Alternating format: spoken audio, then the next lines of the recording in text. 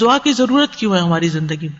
کیونکہ ہم اللہ کے محتاج ہیں، بادشاہ وہی ہے، ہم فقیر ہیں. یا ایھا الناس انتم الفقراء الی اللہ، اے لوگو تم سب اللہ کے محتاج ہو. کوئی بھی انڈیپینڈنٹ نہیں، کوئی بھی یہ نہیں کہہ سکتا کہ میں اپنے سب کام خود ہی کر سکتا ہوں. واللہ هو الغنی الحمید، اور اللہ سب سے بے پرواہ اور تعریف کے لائق ہے. بندوں میں سے کوئی بھی بے پرواہ نہیں ہو سکتا، ہم سب محتاج ہیں. دوسری بات، اللہ سارے خزانوں کا مالک ہے. وَإِن مِّن شَيْءٍ إِلَّا عِندَنَا خَزَائِنُهُ، کوئی چیز ایسی نہیں، وَإِن مِّن شَيْءٍ إِلَّا عِندَنَا خَزَائِنُهُ، کہ جس کے خزانے ہمارے پاس نہ ہوں. آپ کوئی چیز آرڈر کرنا چاہتے ہیں تو پتہ چلتا ہے وہ تو ہے ہی نہیں، ختم ہو گئی، اسٹاک ختم، آؤٹ آف اسٹاک. بڑی سے بڑی کمپنی، بڑے سے بڑے ریسورسز رکھنے والے انسانوں سے جب آپ مانگتے ہیں تو آپ دیکھیں کیا ہوتا ہے کہ انسان بعض اوقات وہ اوپر جا کے اتنی نیچے گرتے ہیں کہ پائی پائی کے محتاج ہو جاتے ہیں. ایسی مثالیں آپ نے بھی دیکھی ہوں گی، سنی بھی ہوں گی کہ کہاں ان کے پاس بہت کچھ تھا اور کہاں وہ زیرو پہ آ گئے. اللہ تعالیٰ ایسا نہیں ہے، ہمیشہ سے ہے اس کے پاس اور ہمیشہ رہے گا. ساری مخلوق اگر کسی میدان میں جمع ہو کر سب کچھ مانگے تو بھی اللہ تعالیٰ کے خزانوں میں اتنی کمی نہیں آتی جتنی ایک سوئی کو سمندر میں ڈبو کے نکالا جائے تو پانی جو سوئی کے ساتھ لگتا ہے اتنی بھی کمی نہیں ہوتی. وہ جتنا چاہے خرچ کرتا رہے، جتنا چاہے وہ بندوں کو دیتا رہے، پھر بھی اس کے ہاتھ بھرے رہتے ہیں، ان میں کوئی کمی نہیں ہوتی. ایک اور آیت میں آتا ہے سورۃ المنافقون میں، وَلِلَّهِ خَزَائِنُ السَّمَاوَاتِ وَالْأَرْضِ، آسمانوں اور زمین کے خزانے اللہ کے پاس ہیں. پھر کیا کرنا چاہیے؟ اس کے پاس جانا چاہیے جس کے پاس کوئی خزانہ نہیں ہے، اس کے پاس جو سارے خزانوں کا مالک. مشکل یہ ہے کہ ہمارے مانگنے میں کمی ہوتی ہے، دیر ہوتی ہے. وہ سب کچھ دے سکتا ہے، سب کچھ ہے اس کے پاس، یو نیم اٹ. آپ گھر جا کے بیٹھیں، غور کریں نماز کے بعد، کسی اور خاموشی تنہائی کے وقت، مجھے کیا چاہیے، مجھے کیا مسئلہ ہے، مجھے کیا پرابلم ہے، میری کیا پریشانی ہے، کیا اللہ کے پاس اس کا حل ہے؟ یقیناً ہے، وہ کر سکتا ہے، بالکل کر سکتا ہے. پھر مجھے کیا کرنا چاہیے؟ اسی سے مانگنا چاہیے، اس سے گڑ گڑا کے مانگنا چاہیے، اس سے اپنی محتاجی اور اپنی بیچارگی کا اظہار کر کے مانگنا چاہیے.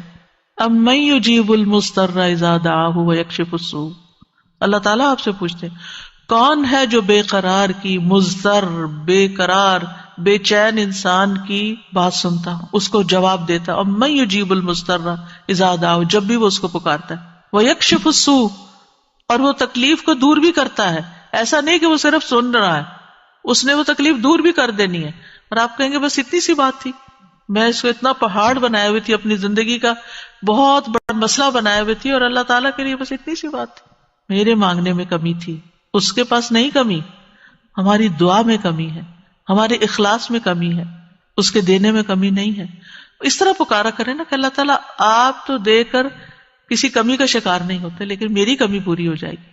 پھر آپ دیکھیں ہر بھلائی دینے اور ہر تکلیف دور کرنے پہ قادر ہے. سورۃ الانعام میں آتا ہے وَإِن يَمْسَسْكَ اللَّهُ بِضُرٍّ فَلَا كَاشِفَ لَهُ إِلَّا هُوَ وَإِن يَمْسَسْكَ بِخَيْرٍ فَهُوَ عَلَى كُلِّ شَيْءٍ قَدِيرٌ، اگر اللہ تجھے کوئی تکلیف پہنچائے تو اس کے سوا کوئی دور کرنے والا نہیں، اور اگر وہ تجھے کوئی بھلائی پہنچائے تو وہ ہر چیز پر پوری طرح قادر ہے. وہ سب کچھ کر سکتا ہے، وہ قادر ہے. نہ آپ کی کوئی خیر اور بھلائی کو لے جا سکتا ہے، کیونکہ عام طور پہ ہم وہم کا شکار رہتے ہیں کہ اگر میری اس نعمت کا کسی کو پتہ چل گیا تو پھر کیا ہوگا، شاید وہ نظر ہی لگ جائے اور نعمت چھن ہی جائے. ہر وقت اس وہم کا شکار رہنا دراصل اپنے آپ کو ٹارچر کرنا ہے. نہیں، وَإِن يَمْسَسْكَ بِخَيْرٍ، اگر اللہ نے آپ کو کوئی خیر دی ہے، فَهُوَ عَلَى كُلِّ شَيْءٍ قَدِيرٌ، وہ ہر چیز پہ قادر ہے، وہ آئندہ بھی دیے رکھے گا. اس نے اس لیے تھوڑی دی ہے کہ بس ایک بندہ کوئی دیکھے اس چیز کو اور بس وہ واپس لے لے، وہ ایسا نہیں کرتا. ایک روایت میں آتا ہے کہ ایک شخص نے رسول اللہ صلی اللہ علیہ وسلم سے پوچھا، اے اللہ کے رسول، آپ کن چیزوں کی دعوت دیتے ہیں؟ یعنی آپ کی دعوت کیا ہے، آپ کیا بتاتے ہیں لوگوں کو، آپ کیا سکھاتے ہیں؟ آپ نے فرمایا، میں اس اللہ کی طرف دعوت دیتا ہوں جو اکیلا ہے، وہ اللہ کہ جب تم پر کوئی مصیبت آتی ہے اور تم اسے پکارتے ہو تو وہ تم سے تمہاری مصیبت دور کر دیتا ہے. یہ ہے اللہ کا تعارف. جب آپ کے بچے آپ سے پوچھیں اللہ کون ہے تو آپ کیا بتاتے ہیں؟ یہ بڑے بڑے لفظ بولتے ہیں نا. یہ دیکھیں یہاں پر کیا بولا گیا، اتنے سمپل. آپ بچے کو کہہ سکتے ہیں اللہ وہ ہے جو تمہیں کھانا دیتا ہے، اللہ وہ ہے جو تمہیں فلاں چیز دیتا ہے، تمہیں ماما بابا دیے ہیں، جو جو بچے کی ضرورت ہوتی ہے ایج کے حساب سے، آپ اس اعتبار سے بچے کو اللہ کا تعارف کرا سکتے ہیں ان چیزوں کے ساتھ جو نظر آتی ہیں اور جو اس کی پسند کی ہیں کہ وہ ہے اللہ۔ پھر آپ نے فرمایا کون ہے اللہ؟ کہ جب تم کسی بیابان اور جنگل میں راستہ بھول جاؤ اور تم اس سے دعا کرو تو وہ تمہیں واپس پہنچا دیتا ہے۔ اور صرف جنگل بیابان نہیں، اب تو خیر جی پی ایس وغیرہ کی سہولت موجود ہے، اس کے باوجود بھول جاتے ہیں نا، اس کے باوجود غلط ٹرن لے، کبھی پہلے اور کبھی بعد میں، جی پی ایس فریز ہو جاتے ہیں، نیٹ چلا جاتا ہے، روڈ میپ ختم ہو جاتا ہے، کئی مسائل ہیں۔ تو کبھی بھی راستہ بھولیں تو ہم پہلی بات یہ سوچیں کہ اللہ سے دعا کرتے ہیں اللہ راستہ دکھا دے۔ راستہ بھولنے پر مجھے کبھی ٹینشن نہیں، میں ہمیشہ سوچتی ہوں اللہ پہنچا دے گا، ہو جائے گا، کوئی مسئلہ نہیں، اللہ کے تو علم میں ہے نا۔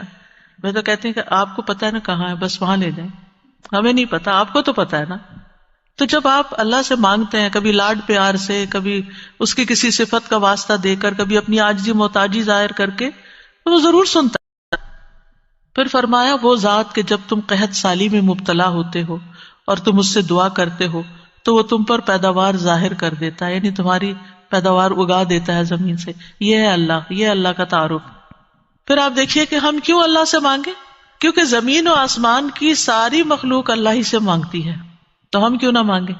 آپ غور کیجئے ذرا اس بات پر، یسألہ من فی السماوات والارض کل یوم ھو فی شأن، اسی سے مانگتا ہے جو کوئی آسمانوں اور زمین میں ہے، ہر دن وہ ایک نئی شان میں ہے، اسی سے مانگ رہا ہے۔